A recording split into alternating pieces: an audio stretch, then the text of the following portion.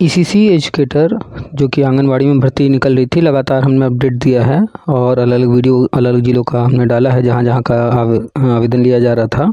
आप लोगों ने देखा होगा। अभी एक बातचीत रिकॉर्डिंग आप सुनेंगे। हाँ, एक मैडम है, कॉल की थी, उन्होंने भी आवेदन किया और डीवी वगैरह कराया है। तो फिर आगे के प्रोसेस से संबंधित बातचीत हुई है और भी बातचीत हुई है, वो सब भी आप सुनेंगे। आप लोगों ने शिक्षा मित्र का नाम सुना होगा, ये योजना जानते होंगे।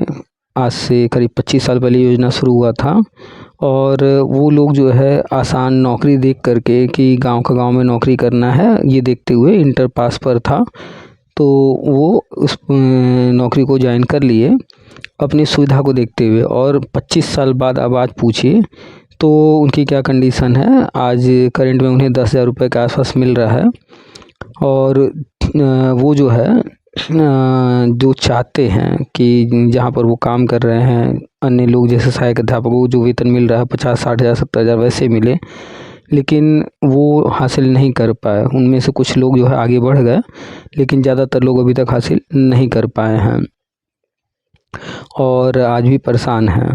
तो आपकी जो सोच है कि हम अपने क्षेत्र में ही रहेंगे, आगे नहीं इधर उधर कहीं जाना है, तो ये आपको जो है एक ही जगह बांध के रखेगा और आप आगे नहीं बढ़ पाएंगे।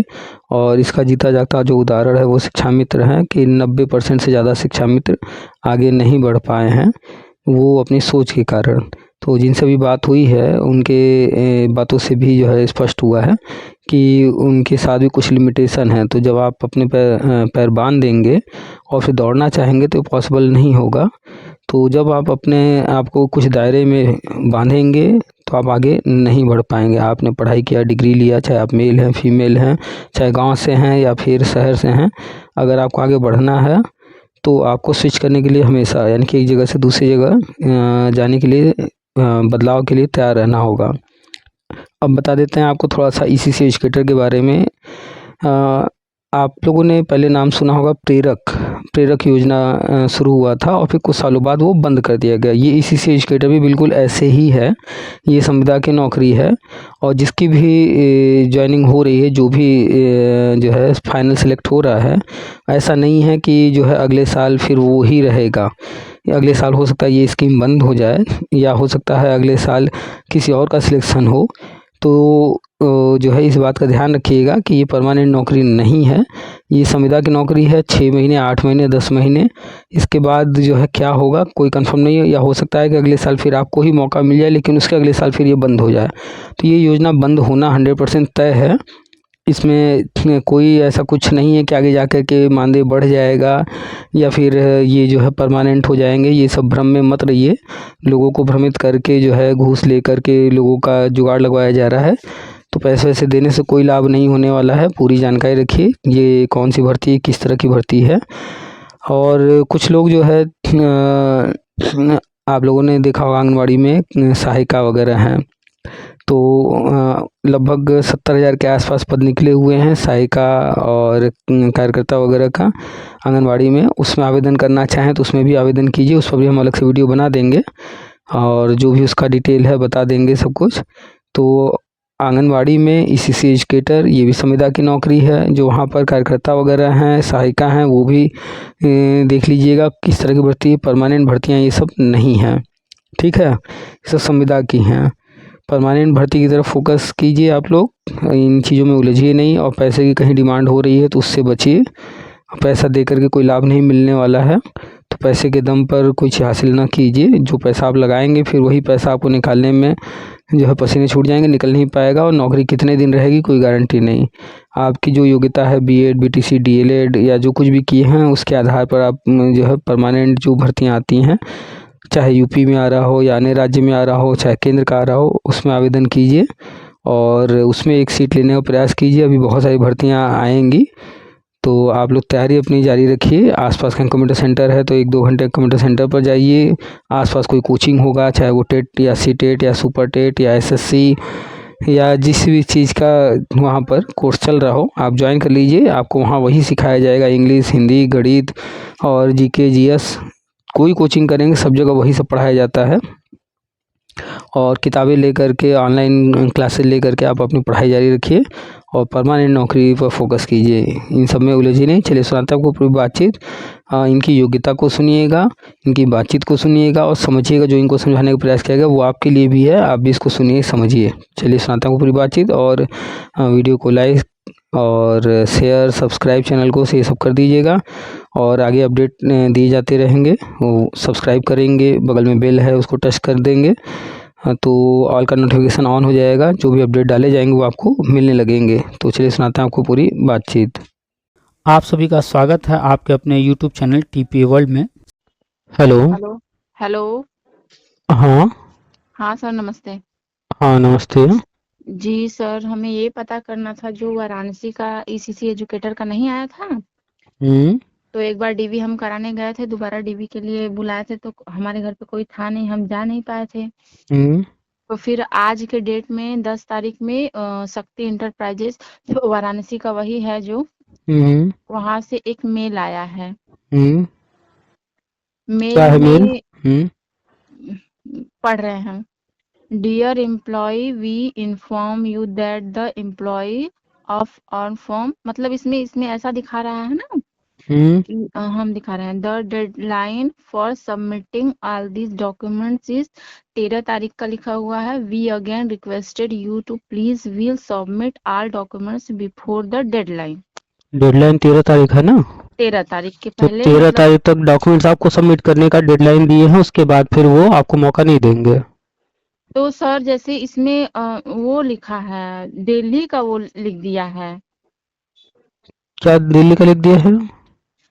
वो पता इसमें लिखा हुआ है कि शक्ति इंटरप्राइजेज लिख के फिर मनीष मार्केट द्वारका न्यू दिल्ली इतना लिखा हुआ है। फिर मोबाइल नंबर जो दिए हैं, मेंशन किए हैं, उस पे हम फोन किए थे, तो वो बोले कि हम मतलब कहीं हैं, हम अभी जो दोबारा डीवी के लिए बुलाए थे वहां पे पता करिए। फिर वहां पे हम पता किए, तो फिर बोले कि हम आपको एक दिन बाद बताएंगे, कल के बाद बताएंगे। तो सर इसमें क्या ऐसा है कि मतलब एक बार फिर सबको चांस दे रहे हैं? इसमें हमको मेल आया है। देखिए, जब फॉर्म सबमिट हो गया सारा, हाँ। तो इसके बाद उन्होंने जो है डीवी करवाया। तो नहीं, दोनों बार हम डीवी नहीं, एक बार गए थे डीवी करवाने, फिर दोबारा जब सबको बुला रहे थे तो तो जब ऐसा पहली मतलब बार गई थी डीवी कराने तो क्या हुआ था? वहां पर डीवी करा लिए थे, हम सबको सबमिट कर लिए थे, हर एक सब चीज कुछ मेरा हो गया सब कुछ फाइनली। आपने कंप्लीट कर लिया था? जी, फिर दोबारा डीवी के लिए बुलाए थे कि मतलब आइए, तो उसमें धांधली का बात चल रहा था, तो उसमें असमंजस में थे, तो हम दोबारा नहीं गए थे। हम्म। ऐसा सब लोग कर रहे थे कि पैसे बुला रहे हैं, पैसे ले रहे हैं, तो उसमें हम नहीं गए थे और कोई ले जाने वाला भी नहीं था, दो दो कारण था। तो फिर अभी आज अचानक से यही मेल आया है, तो हम्म। मतलब ये वाली जॉब में अभी मतलब अगर मुझे मिलेगा तो मैं कर लूंगी, लेकिन इसमें है दिल्ली वाला दिखा रहा है, यही समझ में नहीं आ रहा है। सर तो मतलब यही नंबर पे हम आपको व्हाट्सएप कर दे क्या? तो जो भी डीवी हुआ था, पहली बार हुआ, फिर उसके बाद सेकेंड टाइम हुआ, फिर अभी ये मेल कर रहे हैं, हम्म। तो आपने उनसे बात भी किया, तो हम्म। अब अगर वो दिल्ली कहेंगे आने को तो आप जा सकती हैं वहाँ। नहीं, हम दिल्ली नहीं जाएंगे। तो जो चीज़ आपको संभव लग रहा है वो चीज़ उतना कीजिए। अगर वो दिल्ली का कह रहे हैं तो फिर छोड़ दीजिए। वैसे भी मान करके चलिए कि आपने जो है फर्स्ट टाइम कराया था, फिर सेकेंड टाइम में जो भी हुआ, हम्म। तो सीटें तो लगभग सब फाइनल हो चुके होंगे, लेकिन इसमें बहुत तरह की खबरें आ रही हैं, जैसा आप भी बता रही हैं कि बहुत जगह पर पैसा लेकर किया जा रहा है। जी, इसीलिए थोड़ा तो असमंजस में से अगर हो मान रहा है। लेते हैं, अगर कोई व्यक्ति जो है 25-50 हज़ार लाख रुपए देकर करा लेगा, हम्म। 10,000 रुपये महीना मिलना है, और ये कॉन्ट्रैक्ट की नौकरी है, हम्म। 11 महीने के लिए है, 11 महीने में 10,000 महीना मिलना है, 1,10,000 मिलेगा। अब हम्म। अगर कोई जो है 25-50 हज़ार लाख रुपए दे करके करवा रहा है, तो हम्म। तो 1 साल में वो अपना ही पैसा निकालेगा। अगले साल हम्म। फिर जो है ये स्कीम बंद हो जाए, या फिर हम्म। अगले साल नए सिरे से फिर सब कुछ प्रक्रिया शुरू करें, नए हम्म। लोगों को ले लें, तो कोई फायदा हुआ इस पैसा दे करके नहीं कराने सर, का? हमको बस ये है कि अगर जैसे बनारस में अगर कर रहे हैं, अगर ऑनलाइन ऑनलाइन काम हो जाए, अगर बनारस में डीवी करवा देंगे तब तो हम राजी हो जाएंगे, और अगर तो ये आप कहेंगे एक कि बार नहीं डीवी करा दिल्ली। चुकी हैं, जी। तो अगर आपका लिस्ट में नाम पहली बार वाले डिवी से आ गया है तो ठीक है, आगे बढ़िए। अगर नहीं, इस तरह की चीज़ें हैं कि आप जो है सेकेंड टाइम में नहीं गई, फिर ये मेल आ रहा है और दूरी है, बनास की बजाय जो है दिल्ली वो ऑप्शन दे रहे हैं, तो दिल्ली जा कर के परेशान होना कोई मतलब तो है नहीं। नहीं नहीं, दिल्ली हम जाएंगे नहीं। और आंगनवाड़ी की भर्ती अलग से निकली हुई है कार्यकर्ता वाली, हाँ। उसमें देख लीजिए, उसमें ट्राई कीजिए, या और भी आपके पास जो भी आप नहीं सर, क्वालिफिकेशन है। जौनपुर का हम भरे हैं, जौनपुर का हम भरे हैं। अच्छा, मतलब न्यूज वगैरह में भी तो दिखा रहे तो हैं कि 15 जौनपुर तारीख अगर को। भरी हैं हम्म तो जौनपुर में आपका सिलेक्शन मान लेते हैं हो गया, हम्म। तो जौनपुर में डेली आना जाना बनारस से तो संभव नहीं है। नहीं, अच्छा, वहाँ आप रहेंगी और जौनपुर सर जिला ही मेरा घर है। अगर सब लोग बोलते हैं कि बहुत होगा तो 2 किलोमीटर 4 किलोमीटर देगा, तो अपने ही पास का चूज करना पड़ेगा। जौनपुर मेरा मतलब जलालपुर ही चलिए लगता मान है। लेते हैं आपका जौनपुर में आपके घर से 4 किलोमीटर की दूरी पर हो गया, वहाँ घर है आपका। तो आप बता रही हैं आप बनारस से हैं, तो बनारस क्या है, मायका है कि ससुराल? बनारस से हम नहीं है, मतलब जौनपुर हम बीच में पड़ जाते हैं। जौनपुर मेन से नहीं है, जलालपुर जो मेरा ससुराल है उसका अच्छा, आप जौन। मतलब हाँ जौनपुर से हैं, जिला हाँ, आपका जौनपुर है, बनारस आपने जौनपुर आवेदन किया था। किया था, दूसरे जिले में मैंने किया था। अच्छा, तो तो भी मतलब कि उतना दूर मतलब नहीं पड़ता, मतलब आधे घंटे का रास्ता, 1 घंटे का रास्ता वहाँ पे पड़ता, क्योंकि बनारस जिला बहुत बड़ा है, तो हम बीच हमें में ये पड़ते हैं। हमें सिर्फ इतना बताइए, चाहे बनारस चाहे जौनपुर जहाँ भी मान लेते हैं आपका किसी एक जगह हो गया, हम्म और जहाँ हुआ आपका सिलेक्शन, आधा घंटा लगता है आने जाने में, तो आधे घंटे में आने जाने का किराया भाड़ा कितना लगेगा डेली आना जाना? 20-25 रुपये लगेगा हमको लगता है। 20-25 रुपये। हम 60-600 रुपये। तो रोज अगर आप एक तरफ का 20 रुपये दे रही हैं तो वापसी भी तो करेंगी 40 रुपये, 1200। तो 1000-1200 रुपये डेली आने जाने का। तो 10,000 की जगह तो ऐसे हो गया, इसके बाद इतना ही खर्चा नहीं। जब कोई काम आप करेंगी तो और भी खर्चे होते हैं, कोई भी नौकरी बाहर कोई करता है तो फिर होता क्या है कि बहुत तरह के खर्चे आते हैं, अभी तो नहीं पता चलता है। तो ज़्यादा दूर नौकरी करना भी, ये 10,000 की नौकरी वो भी सही नहीं है। तो आप अपना दूरी देख को ध्यान में रखते हुए जहाँ भी आवेदन करनी आवेदन कीजिए, जहाँ इजीली हो जाए हर चीज़ वहीं सब कुछ कीजिए। आपकी योग्यता क्या है, आपने क्या क्या किया है पढ़ाई?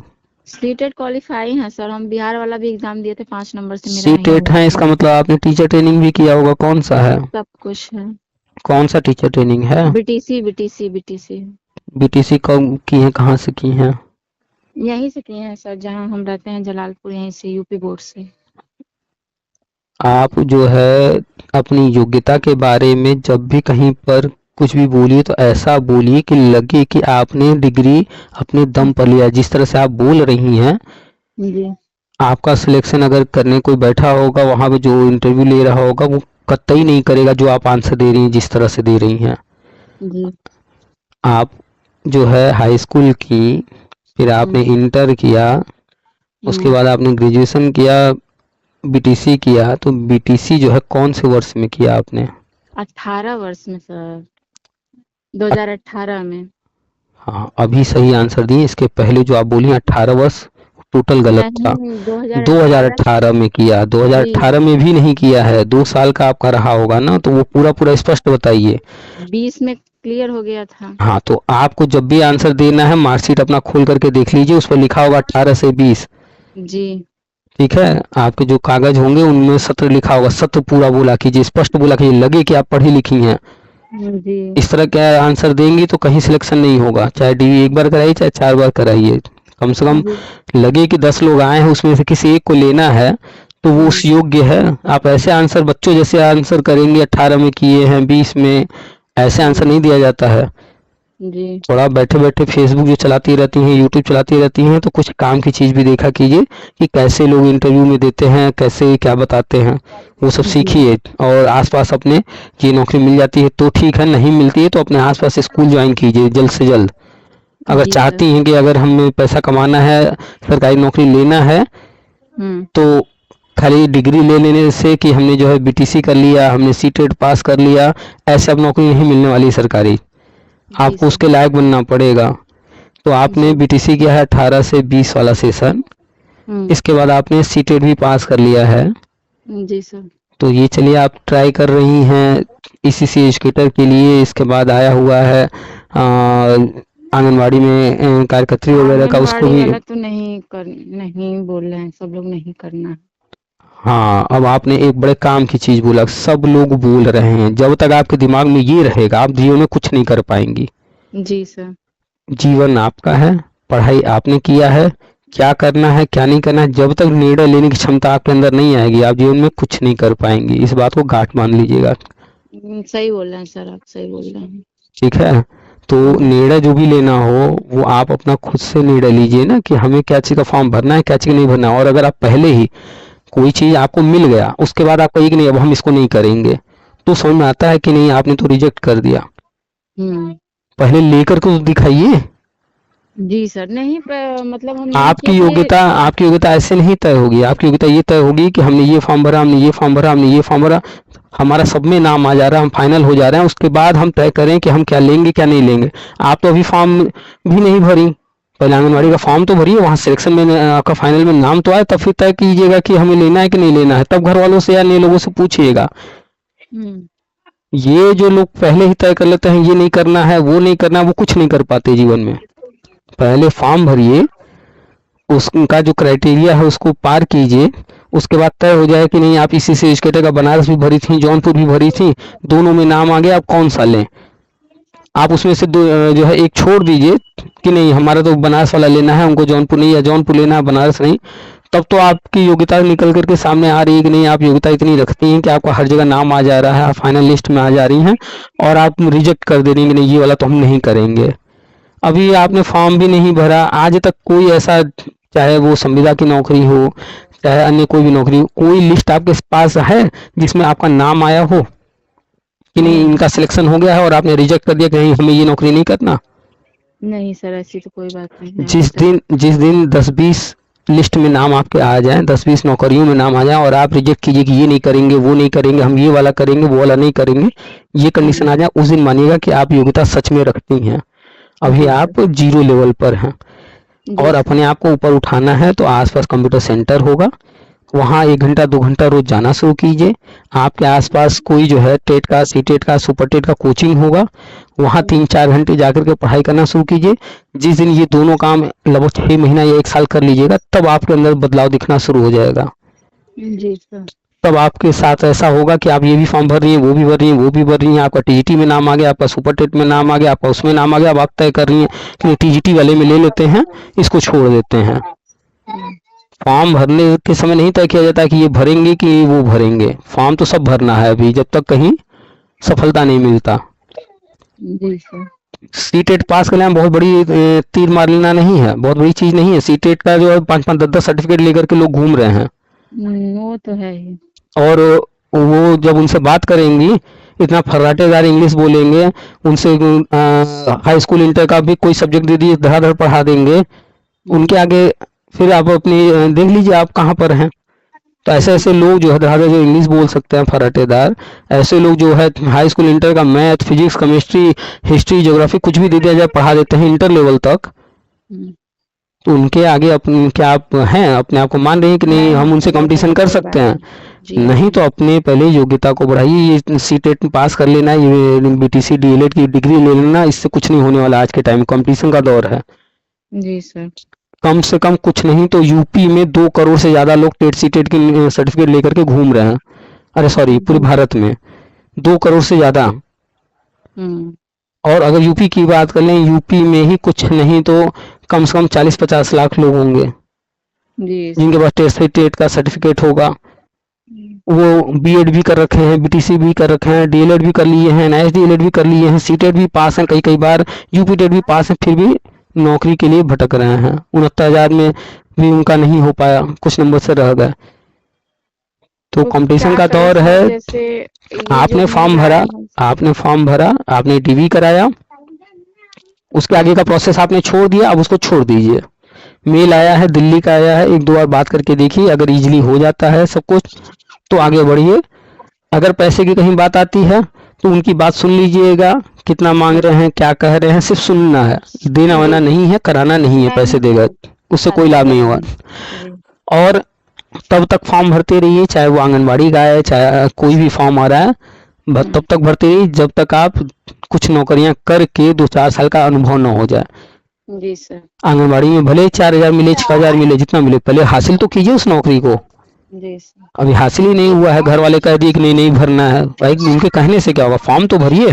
क्या करे सर, अपने अकेले रहते हैं तो निर्णय लेना आसान रहता है, जब ससुराल वाले हो जाते हैं तो थोड़ा सा उनके अकॉर्डिंग भी चलना पड़ता है, यही सब दुविधा होती अरे है। ये निर्णय तब लिया जाता है ना जब हम उस स्टेज पर पहुंच गए हों, अभी क्यों किसी से पूछना, अभी तो फॉर्म भरना है ना। जी सर। तो पहले फॉर्म तो भरिए, फाइनल सिलेक्शन जिस दिन हो जाएगा, आपका नाम आ जाएगा, उस दिन तय करिएगा कि हम जाएं, आगे बढ़ें या ना बढ़ें, ले या ना लें। देखिए छोड़ने का काम, जैसे सर जैसे यूपी में अभी तो सुपरवाइजर की भर्ती आई नहीं है, कार्यकर्त्री वाला भी आया है ना। तो जो आया है उस पर फोकस कीजिए ना, जब सुपरवाइजर आएगा तब उसको भी कर लीजिएगा। जी सर। पहले आप कार्यकर्त्री के लिए भर करके इसमें तो एक अपना लिस्ट में नाम देखिए तो पहले आ रहा है कि नहीं आ रहा। हाँ सर, ये सही कह रहे हैं आप। और जितनी जल्दी हो सके आपके आसपास, चाहे कोई पैसा दे रहा हो, चाहे पैसा न दे रहा हो, चाहे कम पैसा दे रहा हो, चाहे ज़्यादा पैसा दे रहा हो, 2,000 दे रहा हो, 4,000 दे रहा हो, 6,000 दे रहा हो, प्राइवेट स्कूल पकड़ लीजिए अगर आगे बढ़ना है तो। जी सर, सही कह रहे हैं। प्राइवेट स्कूल पकड़ लीजिए, पढ़ाना शुरू कीजिए, कोई कोचिंग आसपास हो, चाहे वो टेट का हो, सीटेट का हो, सुपर टेट का हो, एसएससी का हो, किसी भी चीज़ का हो, कोचिंग ज्वाइन करके वहाँ पढ़ना शुरू कीजिए और कंप्यूटर क्लास करना शुरू कीजिए अगर आगे बढ़ना है जीवन में तो। जी सर, सही कह रहे हैं। और जो फॉर्म भरी हैं और उसके लिए अगर दिल्ली विल्ली का चक्कर है दूर, उतना दूर, तो परेशान होने की जरूरत ही नहीं, छोड़ दीजिए। नहीं दिल्ली नहीं। चलिए ठीक है, रखेंगे। जी सर, थैंक यू, धन्यवाद। वेलकम।